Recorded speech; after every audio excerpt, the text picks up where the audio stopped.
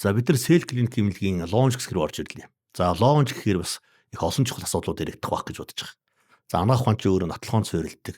Нотлохоон суурьж одоо тэр маш их судалгаа хийгчиж одоо эмнэлзэн практик нэвтрдэг. Мөн түнчлэн одоо бас шинэ одоо шинжлэх ухаанууд асар их том боломжийг агуулждаг. Би бол тэгж боддог. Одоо энэ эсийн эмчилгээ, за энэ үүдэлж садгалах энд бол маш их ирээдүйн их том боломжууд байна гэж бодож байгаа. Тэгээ одоо үүдэлсийг хэрэглээд одоо яг өөрийн үүдэлсүүд бол хүн 100-аас 150 хүртэл наслах боломжтой байна гэдэг байгаа шүү. Ер нь энэ талаар за тэр энэ насжилтын талаар та нэг ярих уу? За тэгэхээр ер нь насжилт ялангуяа эсийн насжилт болохоор миний өөрийн аюул тийм сонирхдаг байхгүй.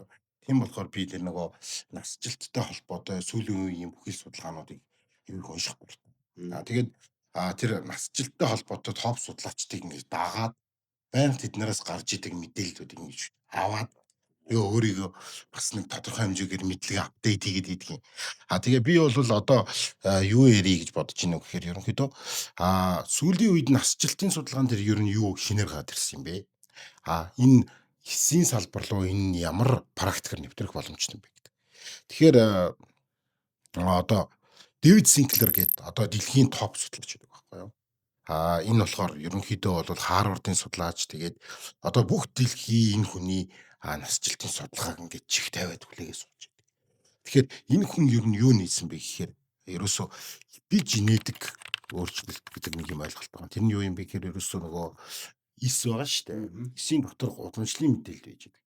Тэр удамшлын мэдээлэл ямар ген унтарч ямар ген асах вэ гэдгийг зохицуулах унтраалга ойлгочих болно. Тэгэхээр ер нь бол бидний удамшлын мэдээлэл тэр айгүй олон генүүд байгаа. Тэр ген болгон бүгдээрээ нэг унтраалга асаалгатай гэсэн. Тэгтэл тэр унтраалга асаалах нь цаг хугацааны явцад яадаг вэ гэхээр ингээд эвдэрч байгаа л гэсэн. Эвдэр маш байгальд өөрөө айгүй сонирхолтой ганц зүйл байна. Тэрний юу вэ гэхээр ерөөсөө хоёр ширхэг насцсан эсийн дундаас нэг ширхэг зэг залуу эс буюу өөрөө тэгнэ настай эс. Одоо дүнгийн шүрж байгаа хүүхд чи өөрөө тэгнэ настай. Тэрнийг үүсгэж байгаа зигот өөрөө тэгнэ настай. 90 бидгээс эмсэл өрмөө тэгнэ настай. Тийм. Тэгтэл тэрнийг бүтээсэн хоёр эс нь хоёулаа насцсан байдаг байхгүй юу? Тэгэхээр ямар нэгэн биологийн зохицуулгаар яаж байгаа юм бэ гэхээр яг тухайн нэг ширхэг эсийн хувьд насжилтыг аваад үзэхээр тэр биологийн зохицуулгаар тэр насыг ингээд шууд тэгэлж гин гэсэн. Тэгэхээр энэ насыг тэгэлдэг зохицуулгыг нээсэн хүн байна. Тэгээд энэ хүн хамгийн сонирхолтой энэ судалгааны явсаар байгаа. Одоо тэр OSC гэдэг нэртэй юм 3 ген байгаа байхгүй юу? OSK гэдэг 3 гений хоос. Ерөөсөө дүнгиж яг үр тогтох яг тэр нөхцөд юу болдог вэ гэхээр ерөөсөө энэ OSC гэдэг энэ 3 ширхэг ген. Одоо ерөнхийдөө нэг Яманакагийн 4 фактор гэж байдгийг.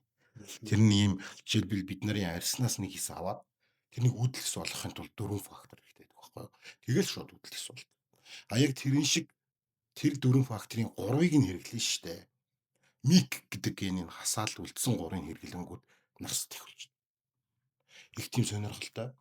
Тэгээд тэр Дэвид Синклер өөрөө юу ингээд харуулаад дэлхийн нийтэд өөрийгөө яг энэ өөрийнх нь энэ онол байхгүй юу? Эпиженетик зохицуулахын онол гэдэг энд бодиттой гэж болох үедийг харуулсан бэ гэхээр энэ хүн хулганыг тэр эпиженетик одоо тэр зохицуулахыг нь алдагдуулдаг янз бүрийн химийн бодисуудаар ингээд нөлөөлөд энэ зав залуу исэн хулган хөвгшин болсон баг. Тэр хулган дээр буцаагаад энэ нөгөө нэг OSK гэдэг нэг 3 генийхээ нийлбэрээр хэрэглээд тэгтээ бол зөвхөн тэр ихлээр нүдний мэдрэл дээр хэрэглэсэн байгаа байхгүй юу. Тэгээд нүдний мэдрэл дээр хэрэглээд хамгийн гол нь тэр нүдний мэдрэлийн тэр нейронууд болохоор яасан бэ гэхээр буцаагаад залуудсан. Хоёрдугаар бүх бие дээр хэрэглэнгүү тэр ус мөс саарлан марлалцсан, цагаан магаан болсон бисууснууд буцаагаад хав харуулаа. Тэгээ ерөнхийдөө хулганы хөгшрүүлээ залуужуулсан гэсэн. Тэрийг тэр туршилтаа харуулад ингээд ерөнхийдөө бол насжилт гэдэг бол юм л учиртай. Одоо тэгээ яагаад би энийг яриад байгаа юм бэ гэхээр энэ хүний ерөөсөө хитгэн хоног юм. Энэ хүний тэр нөгөө OSK гэдэг хүн рүү орсон. Хаашаа орсон бэ гэхээр нүдний мэдрэл орсон. Хүний нүдний мэдрэлийг энэ эпиженетик репрограм гэдэг нэртэй эмчилгээгээр хэрхэн яаж сэргийлэх вэ гэдэг энэ рүү орж байгаа. Өөрийнх нь ингээд өмнөх олон ийм нөгөө вебинар ийм юмнууд байдаг байхгүй. Тэрэн дээр бол манай хүн бол ямар боломж яриад байгаа вэ гэхээр ийм хоёр төрлийн боломжийн тухай яриад байгаа.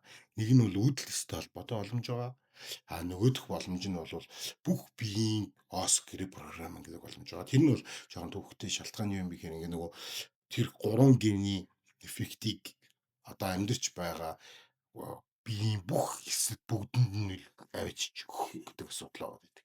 Тэгвэл энэ одоо яагаад үүдэлтэй холбогддог вэ гэхээр ерөөсөө бидний биеийн бие махбодод байж байгаа бүх хэсүүд бүгдээрээ настай.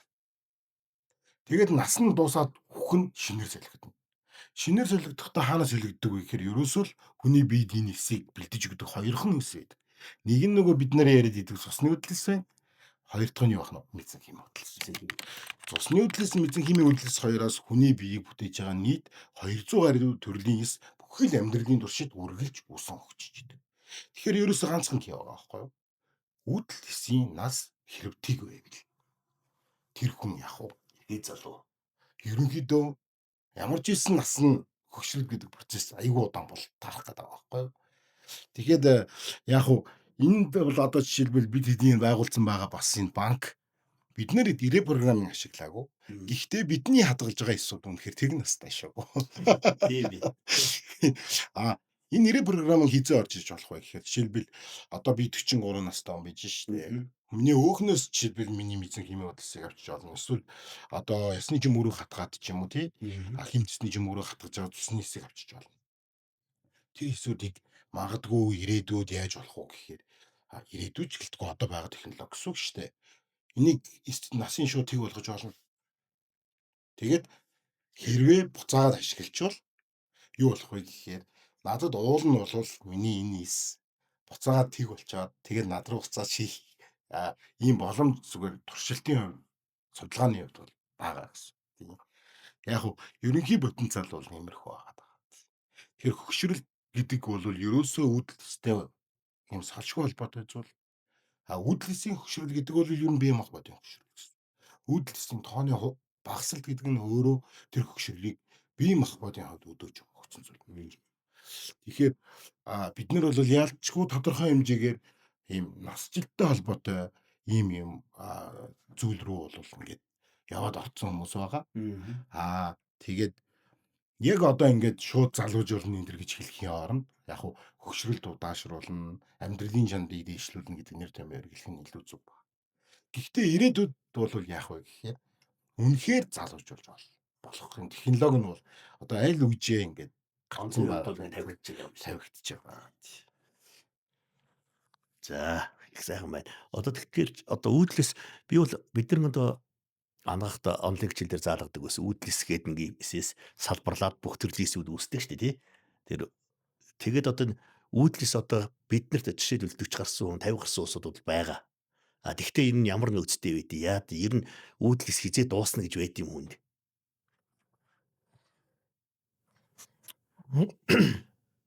За ер нь бол яг зөв үүдлэс яг дөнгөж төрсөн үед бол хамгийн их хэмжээгээр байдаг. Хүүхдийн бараг биеийн массын дийлэнх нь үүдлэс. Тэгээ нас ахих тусамд эдгээрүүд маань adult буюу яг нэг чиглэл рүүгээ ялгаран хөгжөөд бид хэдийн үндсэн бие махбодын массыг үүсгэж байгаа. Тэгээд 40 хүртэл эдгээр үүдэлсүүд маань хүний биеийн үндсэн яг нийт массын ихэнх хэсгийг бүрдүүлдэг. Хадгалагдаж байдаг үндсэн сорс нь шавьяа чүмэг буюу өвчүү, тэгээ хавирганы толгой, тэгээд нөгөө сүүжний яс, тэгээд ташаан толгой. Яг энд бол цусны үүдэлсүүд бол хадгалагдаж байдаг.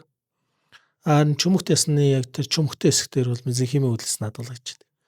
Тэгээ манай монголчууд бас л дээр үед актер л байсан маа хүмүүсийг ясаатай хүн гэд нэрлээд байдаг.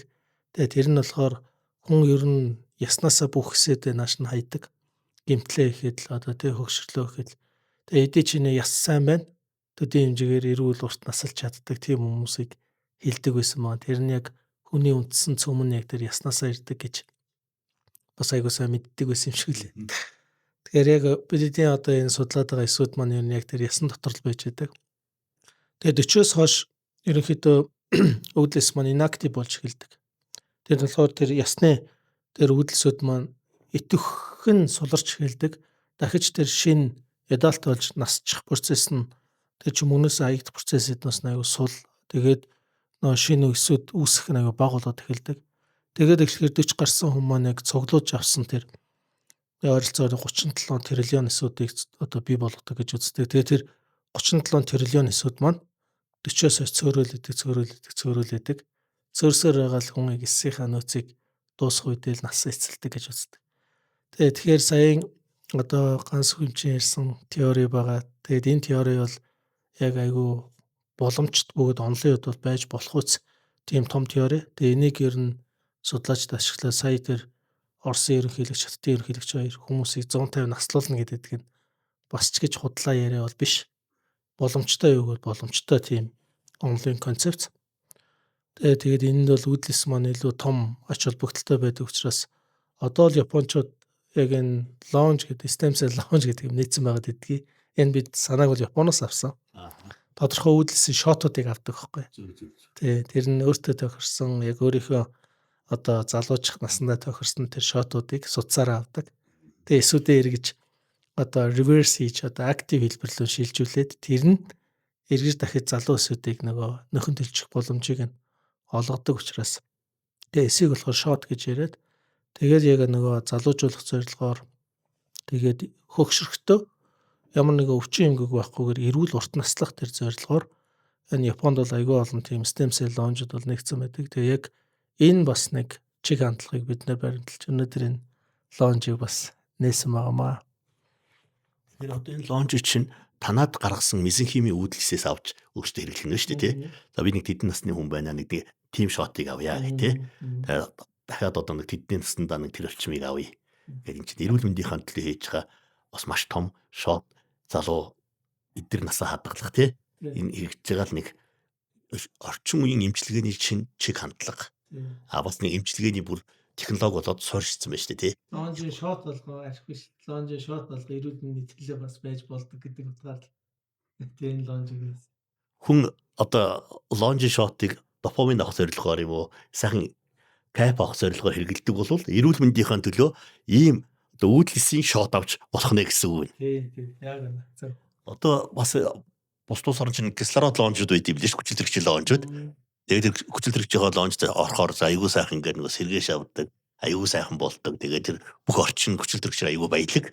Тэгээд тэндээ бас ингээ өөрсдийнхөө бүр оюуныхоо хөдөлмөрийг одоо ажил хөдөлмөрөө хийгээд сууж иж болдог. Бас кислородтой коктейл авах тийм launch-уд бас түгээмэл нэгдэт байгаа юм л. Тэрнтэй адилхан эрүүл мэнд залуучийнхаа төлөө бас stem cell-ийн launch Монголд бас анхных баг тий. Анхных. Их гоё шүү. Тэгэхээр одоо энэ эрүүл амьдралын чанараа удаан хадгалах, мөн залуучих хүсэлтэй. Тийм ээ? Бас эрүүлж ийм хүсэлтэй усуд бол одоо stem cell-ийн launch-д үйлчлэгээ авч болох нь байна. Тий. За тэгвэл stem cell-ийн launch-д нэг морилно гэж жагаад. За манай отхуу докторийн хувьд болохоор RMC одоо үр шилжүүлэн суулгах эмнэлэг бас анх шавын тавьж одоо төгсүүлсэн юм хүн байна. За одоо сел клиниктэй бид нар өнөөдөр ингээд бас товчхон танилцлаа. Маш их боломжийг нээж өгч байна. Ирээдүйн олон залуус мөн түнчлэн архаг хууч эмэгтэй улсууд үүдэлсээр эмчилж болох бүхэл чиглэлд маш их том боломжийг нээж өгч байгаа. За дараагийн нэг асуудал болохоор отхуу доктор бас өөрөө нефт тест буюу одоо өр хөвгөлийн генетик шинжилгээг бас нэвтрүүлсэн хүн байгаамаа. Хоёрдугаарт нь болохоор зэрэг бас энэ хавдрын танаа эмнэлэгч чинь бас нөгөө зөглөн тохиолдох 10-аад хавдрын генетик онцлогоо хийж энэ хүний эрсдлийг тооцож байгаа тийм үү. Тэр талаараа нэг жоохон ярих уу. Би ч одоо их хөрх эмгтээчүүд юмч учраас одоо манад энэ нефт тестийн асуудал, өр хөвгөлийн ургийн гажиг эмгийг тодорхойлох асуудал хамгийн чухал асуудал байгаа. Ягаад гэвэл одоо сүүлийн үед одоо төрөл цөөрчлөө нэг гэр бүлийн хүүхдийн тоо багаслаа. Ийм ч бид нар хамгийн чанартай одоо эрүүл хүүхд эрүүл үр удмөлтийн хамгийн чухал асуудлууд байгаа юм. Ийм учраас одоо дэлхийд даяараа одоо удамшлын гажиг, удамшлын эмгэгүүд бол нэмэгдэж байна. Ийм учраас манай хүн бол одоо хүүхэд толгой дараалан баг генетикийн шинжилгээ хийх зайлшгүй зүй ёсны шаардлага тавигдаад байгаамаа. Ялангуяа бид нар генетикийн одоо нефт шинжилгээ хийж чадахгүй ч гэсэн одоо 2 сорил 3 сорил яхооны маркерууд энэ зүйлсүүдийг одоо илрүүлэх зүй ёсны шаардлага тавигдаад байгаа. Яран эмгэгүүдийн дотор удамшлын гажиг бол ихний 5 дугаар байранд ороод ирж байгаа. Ийм харангагдaltaсан асуудал болчиход байгаа. Бас нотгод докторыг бас нефт шинжилгээг Монголд нэвтрүүлсэн явдалд маш их баяртай байдаг. Хоёрдугаарт нь бас хавдар манай монголчууд бүхий л хавдар ороод дэлхийд одоо тэр үлээд нь шүү дээ хүн амдаа харьцуулсан тоогоор. Тэгээ хавдар бол одоо бид нар харангийн айдас аюулт илтэж байна. Тэг чинь бас хавдрын эрсдлийг тооцож байгаа генетик шинжилгээ хийж байгаа явдалд их одоо бидний эмч хүний хувьд бас их баяртай явдаг. Та одоо нефт шинжилгээ болон одоо генетик шинжилгээний талаар нэг жоохон тодруулж ярив та. За тэгэхээр манай эмнэлгийн бас 3 дахь том үйлчилгээ бол энэ генетик онцлог байгаа. Тэгээ генетик онцлогооны хувьд бол бид нэр Солонгосын DXVX гэж компанитай ерөнхийдөө харьцдаг. Эднэртэй хамтын ажиллагаатай яг энэ чиглэлийг бол хөгжүүлж байгаа. Тэгээд NIPT буюу Non-Invasive Prenatal Screening гэдэг яг жирэмсэн байх үед нь ургийн одоо генетикийн нөхцөл байдлыг нь үнэлгээ өгдөг юм шинжилгээ байна. Ягаад энэ шинжилгээний хамгийн гол тэр non-invasive гэдэг мөн чанар нь болохоор тэр ээжийн цуснаа шинжилгээ аваад ургийн мэдээллийг үнэлдэг. Ягаад вэ гэвэл одоо өндгийс эр билгийс хоёр маань хоорондоо нийлж үр хөврөл бүрэлдэхүүн тогтсны дараа яг ээжийнхээ умаа ханд бэхлэгдээд 17 хоног буюу эхний 70 хоногийн дараа ихс бүрэнгүйст өгчдөг. Ихсийн тэр хөгжил бүрэнгүйст хөгжсөн цаг үеэс эхлээд ургийн цусаар урсаж байгаа жижигхэн ДНА буюу удмын материал ээжийн цус руу орох боломжтой болдог. Тэр үед нь ээжийн цуснаас шинжилгээ авангуудаа ургийн тэр ДНА-г нь ялгаж аваад ялгаж авсан тэр ДНА дээр одоо энэ өндөр технологийн буюу NGS технологи гэж байгаа энэ технологиг ашиглаад тэр ургийн хромосомын нөхцөл байдлыг мэдж болдог. Тэгээд тэр ургийг эрүүл байна уу, эмгэг байна уу гэдгийг мэддэг. Хромосомын эмгэгээс гадна мөн адил давхар удамшлын эмгэг мэдж болдог. Энэ маань хоёр өөр том ойлголт байгаа. Тэгэхээр хромосомын эмгэг бол одоо яг сүүлийн үед бол айгүй түгээмэл ихсэх хандлагатай байгаа. Яагаад гэх юм бол ер нь бол одоо манай монголч гэлтгүй дэлхийн нийт угаасаа тийм чиг хандлага руу орсон. Тэр нь болохоор хожуу гэрэлдэг, нас ахмаг хойноо гэрэлдэг, гэр бүл төлөлтийг хоошоо зохиодог, карьераны түрүүнд тавьдаг. Тэгээ эмэгтэй хүн нөгөө хоошоо нас ахих тусмаа гарч ирж байгаа өндгийс нь хромосомын хувьд абнормал буюу алдаатай өндгийс гарах магадлал их болчдөг байхгүй. Одоо жишээлбэл тэр эмэгтэй хүний хромосом салах үзэгдэл 36 цагийн дотор явагддаг.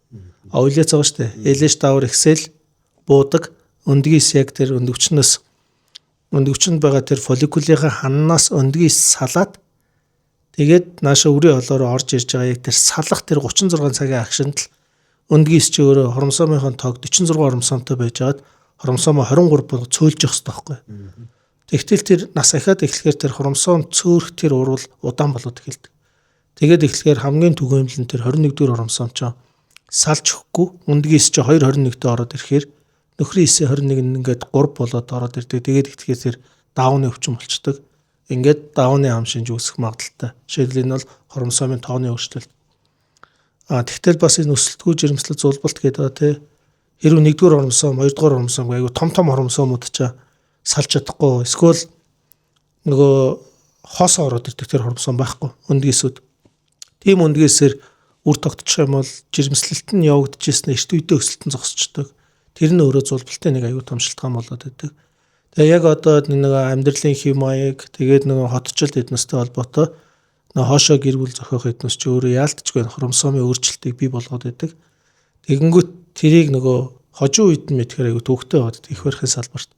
Тэгэхээр эрт үед нь мэдэж болдог хамгийн ихний одоо тэгээд ээжтэй ч аюулгүй хүүхдэд ч аюулгүй арга бол NIPT шинжилгээ байгаа.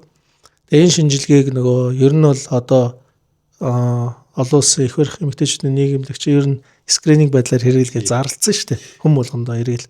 Тэр нь ирээдүйд тэр хромосомын алдаанаас сэргийлдэг тийм юм ба. За дахиж энэ хромосомын алдаа мэдхээс гадна бас нөгөө яг удамшдаг аавд нь байдаг өвчин, охинд нь, хүүд нь гэж удам дамждаг тэр өвчнүүд байгаа. Тэрийг бас онцлох бүрэн боломжтой байгаа. Тэгээд энэ NIPT гэдэг шинжилгээ маань дээр бол энэ 3 янзын үндсэн тийм чиглэлээр хийгддэг. Одоо хамгийн эхлээд зөвхөн хромосомын тооны өөрчлөлтийг үздэг бол дараагийн хоёр нь болохоор хромосомын чанарын өөрчлөлтүүд, дараа нь бүр тэр 7 мегабайтын урттай тэр генийн алдаануудыг шалгадаг тийм одоо наривчлсан бас юм шинжилгээнүүдийг бол хийгддэг. Гэтэ тухайн шинжилгээ нэг тухайн хүн ямар одоо зовиртой, ямар одоо тийм зорилготойгоор энэ шинжилгээ өгж байгаа гэдгээс хамаарат тэр гурван алийг сонгох гэдэг шийддэг. За мөн бидний хувьд бол генетик шинжилгээ яг зөвхөн энэ жирэмсний үеийн одоо яг ээжийнх нь гидсэнд байгаа үр хөврлийн генетик онцлогоо хийхээс гадна дахиад манай үр шилжүүлэн сул салбар дээр хийгдэх генетик онцлогоо тэр нь болохоор ядангуяа удам дагдаг өвчнүүд байгаа гэдэг удамшдаг өвчнүүд тийм өвчтөй хүмүүсээс эрүүл хөвгт төрөх боломжтой гэдэг асуудал байдаг. Тэгэхээр тэр боломжтой тийм тохиолдлууд байдаг. Ийм тохиолдлууд дээр эхнэрээс нь аягүй олон үндгээс авдаг, нөхрөөс нь тэр үндгээс сулганыг нь үр хөврөл болгочдөг. Тэгээд тэр үр хөврлөөс суулгахаас өмнө тэр үр хөврөл болгоноос нэг 5-аас 19-ийг аваад тэр үр хөврлүүдийн генетик нөхцөл байдлыг бид нар скрининг хийгээд мэдчихдэг. Тэгээд тэр үр хөврөл нь үнэхээр яг тэр удам дагсан өвчин тэр үр хөврөл удамшчихгүй гэдгийг шалгаад удамшиж очоогүй байгаа эрүүл үр хөврлийг сонгож ээжт нь суулгаж өгөөд тэгээд тэр нэг удам дагдаг өвчнийг таслан зогсоо тэгээд тэрнээс бол болсон эрүүл хөвгтийг цааш нь төрүүлэх тэр онцлогоо байгаа. Pre-implantation genetic diagnosis гэдэг тэр бас манай дээр RMC-тэй хамтарч бид нараас энэ сэлгэлэнт төр хийж байгаа. Бас нэлээдгүй олон тохиолдлуудыг хийгээд ингээд нутагшаа явцсан ийм тохиолдол байна. За дараа нь бидний хувьд бол бас энэ өөрөө бас хромосомын алдаатай тийм хүмүүс байдаг. Тэр хүмүүсийг яг хромосомын хувьд бол ямар алдаа байна гэдгийг тухайн хувь хүн дээр нас бий үтсэн хүн дээр бас хромосомын бид нар шинжилгээ хийж мэдэх бүрэн боломжтой байгаа. Түүнээс гадна бас энэ ген дагдаг өвчнүүд байна. Тэрний нэг нь болохоор энэ хавдар байгаа байхгүй юу? Хавдар бол өөрөө дотоод хүчин зүйлс буюу энэ ген удамшлаас авиг шалтгаалтай тийм эмгэг байгаа. Тэгээд яагаад вэ гэх юм бол тухайн хавдар үүсгээд тэр хавдрын эсрэг айгүй олон тийм одоо үйлчлэлтэй хүний биед ажилтдаг зохицуулгууд гэдэггүй ген засдаг зохицуулга байгаа алдаа гарах юм бол тэрийг засдаг зохицуулга байгаа. Дараа нь дархлааны эсүүд байгаа хавдрын эс үүсгэл юм бол дархлааны эсүүд тэрийг устгадаг. Дараа нь эдийн төвшөнд бас нөгөө устгадаг хязгаарладаг ч юм уу тийм одоо анти тийм целлюлер буюу тэр антиканцер тийм механизм хүний биед ажилтдаг. Тэгэхээр тэр нөгөө антиканцер механизм болоод бас тэр нөгөө айгууд эс өөр айгуу хурдан тэр ген өөрчлөлтөд тэр айгүй олон тийм гений алдаанууд байдгийг. Тэр олон алдаанууд нь болохоор саяын тэр тогтолцоонуудыг нураадаг. Эсвэл нөгөө эрүүл эс маань айгүй амархан хавдрис болдог тийм генүүд баггүй. Тэр генүүд нь алдаа болоод хувираад өөрчлөлтөд ороод эхлэхээр тэр хүн айгүй амархан хавдар тусчдаг. Тэгвэл тэр алдаанууд нь ааваас хүүгээс хүүгд нэг удамшаа яваад байдаг. Тэгэхээр тухайн хүнд яг тийм гений алдаанууд нь байна уугүй гэдгийг шалгадаг тийм шинжилгээ 11 эргэтэн тогтолцооны 57 төрлийн тийм хавдар үүсгэхэд түгээмэл тохиолдог гений мутацууд байдаг. Тэр мутацууд яг тэр хүнд байна уу гэдгийг бас шалгадаг ийм генетикийн онцлогын ийм шинжилгээ байдаг. Тэгээд хэрв тэр хүнд яг тэр генетик нь удамшаад ирсэн бол энэ хүн тэр эргэтний хавдраар тэдэн хувь өвдөх эрсдэлтэй байна гэдгийг гаргаж хэлж өгдөг тийм шинжилгээ байхгүй юу. Энэ нь яг хавдар тусахаас өмнө биш. Хавдар туссан хүмүүстэй ч биш. Зөвхөн тэр хүн өөрөө яг хавдар тусах тийм эрсдэл өндөртэй юу гэдгийг л мэддэг юм шинжилгээ байна. Тэгэхээр генетикийн хувьд бол бид нар яг иймэрхүү чиглэлийн үйл ажиллагааг бас нэвтрүүлээд хийгээд ингэ явж байгаа. За. Үр хөврөл багт нь хромосомын эмэг гажгийг оншилж байна. Хавдар тусгаас өмнө эрсдлийн тооцож байна. Энэ бол үнэхээр одоо шинэ технологи, шинэ одоо анагаах ухааны чиг хандлага нутагш Монгол улсад нутагш эхэлж байгаагийн л одоо бодит дэлгэл бодит жишээ аюу сайхан. Бас танах төрсний дараа бас хүүхэд багт нь эрсдэл тооцож байгаа шинжилгээ хийж байгаа удамшлаг гажиг юм гэх юм тийм үү? Тэр шинжилгээний талаар. Тэгээд тэрний яг дөнгөж төрсөн хүүхдээр нөгөө төрх үед нөхөхийн цуснаас нь авчиж байгаа учраас тэр хүүхдэд шинжилгээ авахгүйгээр тухайн хүүхэд өөрөө яг удамшлын 4000 гаруй төрлийн удамшлын эмгэгүүд байдаг хүүхдэд яг тийм удамшлын эмгэг байна уугүй гэдгийг үздэг newborn screening гэх тийм шинжилгээ бас хийгдэж байгаа. Тий, яг төрх үед нь хэрвээ хүн хүсэлтэй өгөөд хийлгэх юм бол бид нэр самплыг аваад тэгээд солонгосын компанитай хамтраад идэг. За, их сайхан. За, ерөнхийдөө бол эмчилгээний чиг хандлага гурав дахь нэг том танай сел клиникийн чиглэл болохоор яг энэ генетик шинжилгээний асуудал, генетик онцлогоо, хавдрын эрсдэл, үр хөврөлийн хоромсомын гажиг эмгэгийн эрсдэл, жирэмсний илрүүлэг шинжилгээ. Энэ одоо энэ чинь баг дэлхийд даяар нэг тэрбум гаруй хийгчээд байгаа юм байли. Тийм айгүй хийж байгаа. Манайд гэхдээ одоо эхний насныхаа энийг хийх гэж байна. Одоо яг энэ NIPT шинжилгээг эхний насны төв одоо удахгүй хийгээд эхэлчих баг. NGS лаборатори энийг хийж байгаа. Бас яг газрууд хийж байгаа гэж технологи тийм мундаг. Энэ NIPT одоо бид нар шууд Оросоор NIPT тест гэж сурцсан. Next generation sequence одоо ерөөсөө удамшлын хоромсомын генийн дарааллыг л тэр чигтэл уншиж чинь гэсэн үг шүү дээ, тийм ээ. Энэ шинжилгээ. Бас дэлхийд одоо Америкийн нэгдсэн улсад 300 орчим сая, Хятад зөв өмнөд Азийн орнууд 300 орчим сая, Европод 300 гаруй сая, нэг тэрбум гаруй сая хийгдчихэд байгаа юм билий. Энэ маш өндөр тоогоор хийгдэж байгаа. Энэ бол маш их том боломжийг олгож өгч байгаа. Хамгийн гол нь эрүүл удам, хүүхэд эрүүл төрөх тэр боломжийг нээж өгч байгаа. Хоёрдугаар нь хавдрын өвөрмц эмчилгээнүүд. Тэгээ өвөрмц генийг бас илрүүлж байгаа. Одоо хавдар өвчнөөс урьдчилан сэргийлж эрсдлийг тооцож байгаа. Бас л нэг шинжилгээний чиг хандлага. Одоо маш богино хугацаанд энэ ер нь суйрлалт нь өөрөө химэл оюухан дээр суйрлагдсан юм уу? Тэр магадлалыг юу яах та? Тийм угсаа хим AI дээр суйрлаж ихэнх технологиуд нь нөгөө секвенс хийчихэд дараалал тогтоочоод тэгээ айгүй олон том дата бастайгаа харьцуулт хийгээд тэгээ тэрэн дээр тэгээд ихэвчлэн AI тэрийг бүгдийг чек хийгээ явж байгаа. Айгүй олон технологи, мэдээллийн технологиг тэгээд молекул биологийн технологиг айгүй олон технологи ашигласан юм онцлогооны арга. За баярлалаа. За бид нар одоо ингээд үүдэлсийг хадгалж байгаа үүдэлсийн банк, за мөзик химийн үүдэлсийг боловсруулж байгаа, түүнийг олшруулж байгаа, эмчилгээнд хэрэглэж байгаа талаар ярьлаа. За та бүхний одоо ирээдүйн чиг хандлага одоо ойрын үед хэрэгжүүлэе гэж бодож байгаа. Бас ингээд алсын хараа вишн биш үү? Тэр талаараа нэг ярих уу? За ерөнхийдөө алсын хараан дээр бол бид яг нисэн имжилгээг олон улсад хэрэглэгддэг үндсэн одоо нөгөө хэрэглээг нь бүтнээр нь Монгол улсад ингээд нутагшуулж нэвтрүүлэх гэсэн юм үндсэн зорилготой байгаа тийм. Тэгэхээр нисэн имжилгээгээ тэгэнгүүт ганцхан мезенхимийн хөдөл биш. Одоо энэ дэр чинь дархлааны эсүүд орж ирж байна. Эсвэл аутлог нас бий гүтсэн хэс хүртэл өөрөө имжилгээний юм чанартай байгаа. Жишээлбэл одоо ингээд арсны эс байж шээ. Тэгэхээр арсны эс бол одоо ямар яаж имжилгээнд хэрэглэгдэж болох вэ гэхээр жишээлбэл түлэнгийн шарах юм уу, өөр ямар нэгэн шарах юм уу. Эднэрийг энэ үед арсны эсээс арьс ургаж болно. Тэгэхээр энэ шин чанарыг ашиглаад бол одоо ерөнхийдөө аудлог арсны эсийн имчилгээ бол Америкийн нэгдсэн улсад өөрөө нөгөө хүн сэмээг амтлаг FDA яваа шүү дээ. Тэрүүгээрээ хүлээн зөвшөөрөгдсөн байж байна. Өндөр хөгжилтэй Япон, тэгэл Англи, тэр Европын орнууд, Солонгос энэ төр гээд эднэр дээр ерөөсөө одоо дандаа арсны эсийн цацлагууд энэ арсны нөхөлтөн дээр орж ирж байгаа байхгүй юу. Тэгэхээр энэ боломж бол жишээлбэл арсны эсэн дээр харагдаж байна. За дархлааны эс бол өөр баг үүдэл эсээсээ өмнө шахуу хүн дархлааны эсийн имчилгээ хийгээд эхэлсэн хүн төрлөختөө.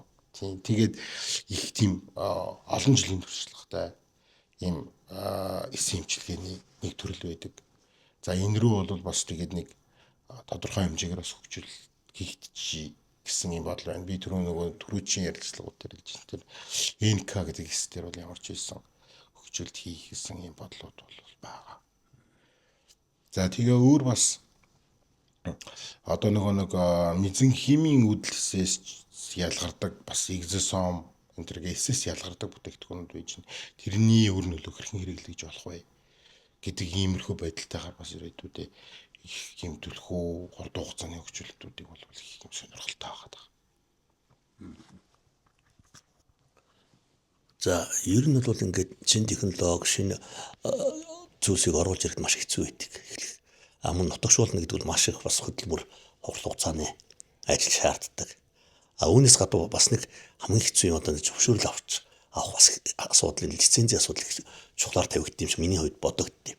Ягаад гэхээр та нар ч бүх юмны анхдагч болоод яваад байна шүү дээ. Одоо шилжүүлэн суулгах технологи төхөө доктор орж ирэл бас донорын хууль мөл дээр улсын хурлын тодорхой бас лобби групптэй ажиллаж ирсэн тийм ээ. Мөн түнчлээ одоо нисэн имчилгээг бий болгох, нүүдэлсийг хадгалах, за нүүдэлсийн имчилгээний асуудлууд байна. Энэ ер нь лиценз зөвшөөрөл одоо цааш энэ асуудал ямар хөө байд юм бэ ер нь? Ер нь яг манад бол эрх зүйн орчин бас бүр тийм актер хаалттай улс бол биш. Гэхдээ эрх зүй бүрэлдэхүүн тогтоогүй тийм улс. Тийм. Тэгэхээр нөгөө хүмүүсээс нөгөө шинэ юм болохоор ойлгохгүй, ойлгоцсон айгүй олон тийм зөрүүтэй юмнууд айх байдаг. Одоогийн байдлаар яг ер нь бол сая үндсэн том нэг хууль энэ дээр одоо явж байгаа. Эрхтэн эд эс шилжүүлэн суулгах тухай хууль гэдэг. Энэ сая тэр Бачлуун доктороос ер нь улбаатай энэ хууль донорын тухай хуулиас энэ хуулийг салгаж тэгээ яг тусад нь бүрийг энэ эрхтэнийг, эдийг, эсийг яаж шилжүүлэн суулгах тухай энэ харилцааг хэрхэн яаж зохицуулах вэ гэдэг тэр хуулийн концепц ерөнхийдөө гараад явж байгаа. Удахгүй батлагдчих байх. Тэрнтэй холбоотой бас нэг хууль гарсантай холбоотой эрүүл мэндийн яамн дээр бас нэлээдгүй олон журмууд бас шинээр гарна. Тэр журмууд нь болохоор яг бас эрхтнийг, эдийг, эсийг хэрхэн яаж авч, хэрхэн яаж ашиглаж, хэрхэн яаж хадгалж, хэрхэн яаж тээвэрлэж тэгээд ямар шоу байдлаар Монгол улсад цааш нь ингэж үргэлжлүүлэх үү гэдэг энэ эрх зүйг бас олон улсын жишгт нийцсэн. Тэгээд бас ёс зүйг баримтлсан хүний эрхийг зөрчөөгүй тэр талаас нь энэ журмууд хуулийн орчин бол ерөнхийдөө бүрэлдээ явж байгаа. Энэ журмууд гарсны дараа магадгүй энэ тусгай зөвшөөрлийн асуудал эднээс дээр бас тодорхой хэмжээний өөрчлөлтүүд орох бах. Гэхдээ одоохондоо бол их цэгцрээгүй явж байгаа. Одоохондоо яг энэ чиглэлээр үйл ажиллагаа хийж байгаа газрууд бол эрүүл мэндийн чиглэлээр үйл ажиллагаа эрхлэх тусгай зөвшөөрлгээд үр шилжүүлэн суулгах эмчилгээ нь бол эмэгтэйчүүдийн салбар дээрээ тэгээд манай энэ эс шилжүүлэн суулгах нь одоохондоо трансфузиологийн салбар дээр ингээд явж байгаа тийм асуудал байгаа. Тэгээд бас төвхтэй хүмүүс ойлгохгүй тэгээд дарга нар мэдэхгүй тэгээд манай Монгол улсад байгаа стандартууд ч бас өөр. Одоо их стандарт нь клиникийн одоо нөгөө нэг стандарт клиникийн эмнэлгийн стандартчлалыг тэр стандартаа барьцдаг. Гэтэл одоо яг нэсэн эмчилгээ чинь яг тэр клиниктэйг ижлэх юм биш арай өөр байх гэдэг. Энийгээ дагаад стандартууд хүртэл бас өөрчлөгдөх зайлшгүй тийм шаардлага урган гарч ирж байгаа. Төвхтэй юмнууд бол зөндөө байгаа. Тэгээд энэ төвхтэй юм бол бас төвхтэй гэдэг бас юм хийхэд хэцүү, шинэ технологи нэвтрүүлэхэд хэцүү. Тэгэхээр энэ болгоныг давж гарч ижил бидэд энэний цаана энэ технологи нэвтэрч орж ирж олон гэр бүл дад жаргал өгөх бах та. За үнэхээр тийм ээ. Энэ асуудлуудыг бас шийдвэр гаргах хэрэгтэй ойлгох нь хууль эрх зүйн талаас нь бүрэн одоо бас нээлттэй тодорхой үйл ажиллагаа явуулах боломжтой болно гэдэг бол бас их урт замыг туулдаг асуудал байх шиг байгаамаа. Яг энэ кейс одоо Батчлуун эмчийн жишээн дээр бол маш их хурцаар тавигдлаа штэ. Монголын ард түмэнд ямар ойлголттой вэ? Нийт ард түмний дунд шийдвэр гаргагчдын дотор энэ хууль эрх зүйн талаас ямар одоо ямар зүйлсүүд байдсан бэ гэдэг асуудал бол их хурцаар тавигдсан. Би одоо Батчлуун эмчийн кейсийг бол бас нийт улсуудад маш том сургамж болсон. Шийдвэр гаргагч нарт ч гэсэн бас ойлгоцыг одоо нийт эрхтэн шилжүүлэх донорын тухай асуудалд бол энэ кейс маань бас нэлийн түлхэц өгсөн асуудал боллоо гэж би бол доторх ойлгож авсан өөрөө медик эмч хүний хувьд. За тийм байна. За ингээд бид нар өнөөдөр бол маш сайхан одоо шинэ технологи, шинэ зууны эмчилгээ гэдэг байгаа. Шинэ ангаах ухааны ирээдүйн чиг хандлага гэдэг байгаа.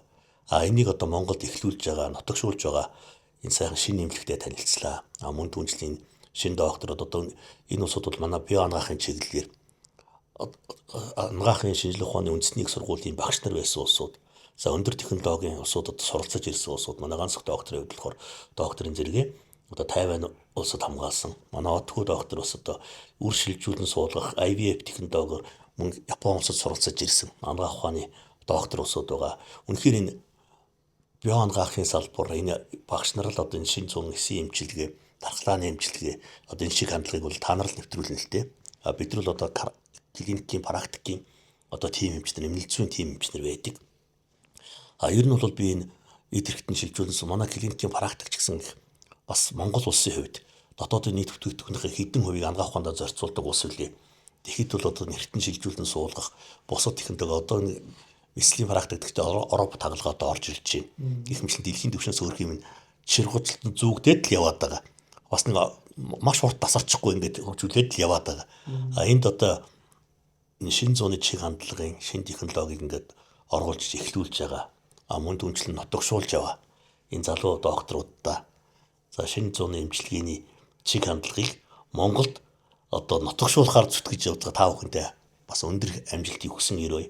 За энэ асуудлуудыг бас нийт ард түмэнд ойлгуулах, шийдвэр гаргах нарт ойлгуулах, мөн түүнчлэн энэ эмчилгээг, энэ зүйлийг хүсэж байгаа, хүсэмжилж байгаа маш олон одоо Монголын залуучууд шал өөр болчиход байгаа шүү. Маш их оюунлаг болчиход байгаа. Их олон зүйлсийг үзэж харж байна. Анаах ухааны шинэ олон технологийн мэдээллүүдийг чөлөөтэй авч чадчихээн. Одоо манай залуучуудын хэлний боловсрол мөн одоо үзэж харсан нийгэм төлөв төвшүүл шал өөр болцгоодсон. Тэр ийм цаг үед одоо энэ сел клиникийг танилцуулсандаа миний хувьд бол их баяртай байна. Дараагийн технологи нэвтрүүлэх, дараагийн эмчилгээ эхлэх энэ зүйлс болгон дээр бас танаатай ярьж танилцуул. Одоо танилцуулж уулзаж учирч бас иймэрхүү технологийн шинэ яриануудыг хийхийг маш их хүсэж байна. За тэгээд та хоёртай амжилт хүсье. Баярлалаа. За баярлалаа. Бас таны энэ хийж байгаа ард иргэдэд эрүүл мэндийн боловсролыг зөв таниулах гэж байгаа энэ үйлсэд нь бас өндрөөс өндөр амжилт хүсье. Бид ихнийг бас нэвтрүүлэгтээ урьж оролцуулж манай амьтагтай танилцсанд маш их баярлалаа. За их баярлалаа.